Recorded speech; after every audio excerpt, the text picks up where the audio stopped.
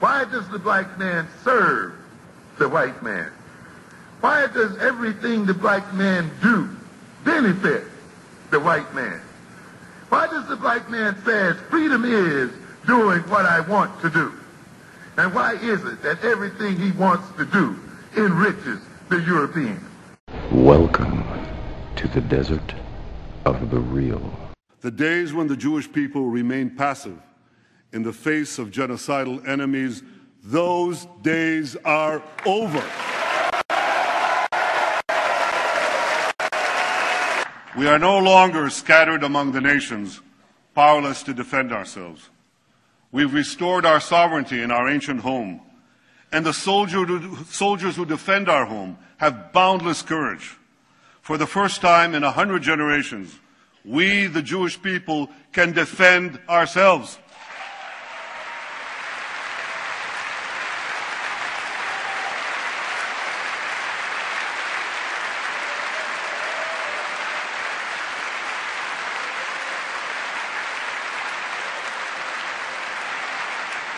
This is why, as Prime Minister of Israel, I can promise you one more thing.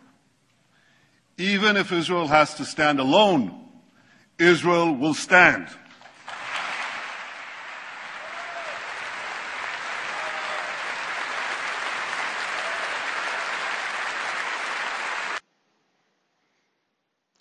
Peace, family. This is your brother, Mr. Holipsism. I played that for you guys because Israeli Prime Minister Benjamin Netanyahu spoke before a joint session of Congress on March 3rd. Now, you're going to hear a lot about that speech. You're going to hear it from the Republican conservative perspective, what it meant. You're going to hear it from the liberal perspective, what it meant. The only thing I took away from it is two things.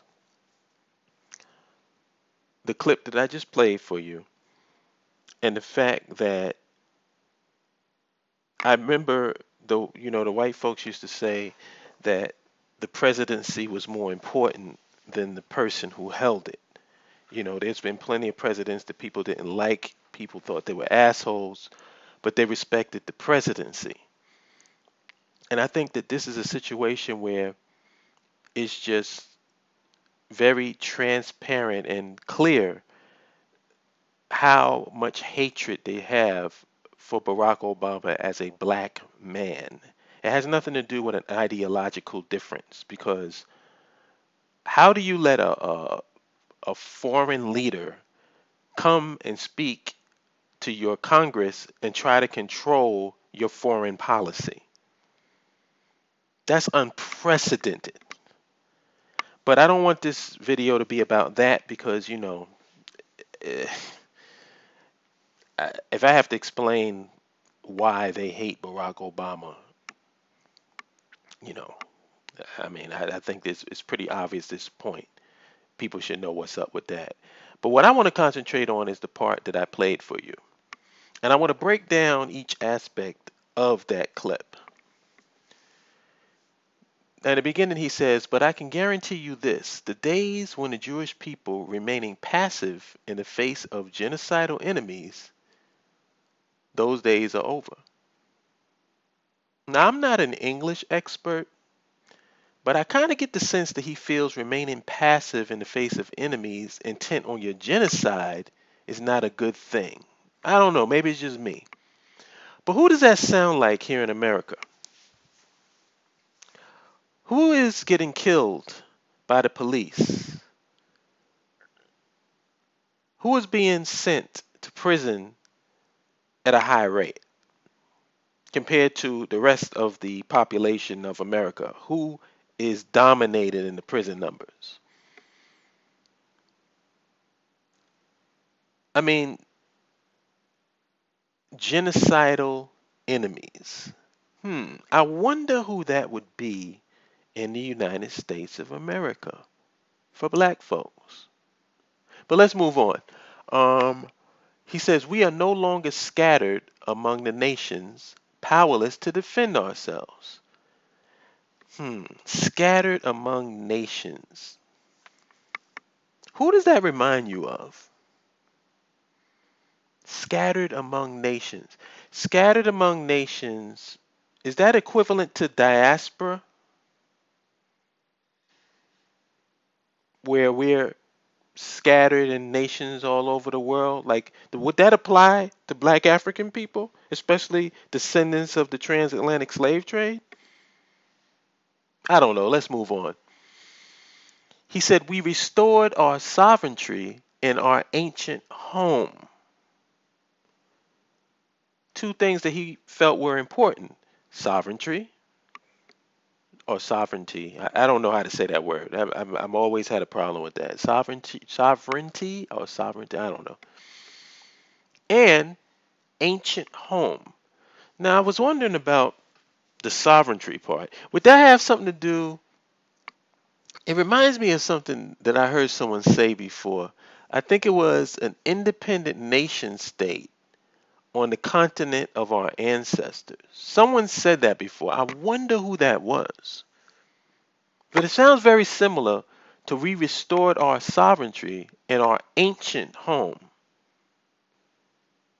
We'll get back to that one. That's kind of confusing.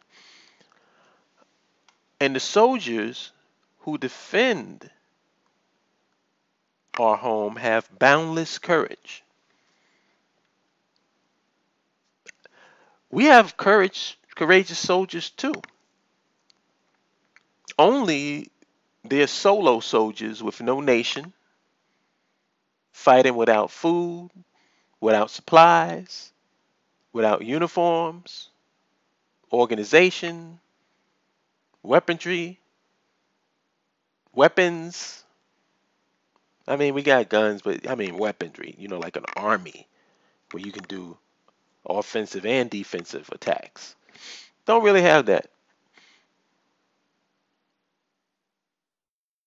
Unless, of course, these soldiers fight for the United States of America.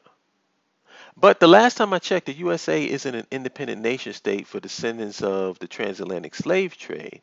I think the USA would qualify as one of those nations we are scattered among, perhaps. But let's move on. For the first time in 100 generations, we, the Jewish people, can defend ourselves. Gee, wow, that must be nice. It must be nice to be able to defend yourself. Let's move on. I mean, what can I say about that? This is why, as Prime Minister of Israel, I can promise you one more thing. If Israel has to stand alone, Israel will stand. Now, I heard somebody say, all we have is each other. We are all we've got. I've heard that before. I can't quite figure out who said it, but I know I've heard it. That's similar to that, standing alone and being able to take care of yourself as a nation of people.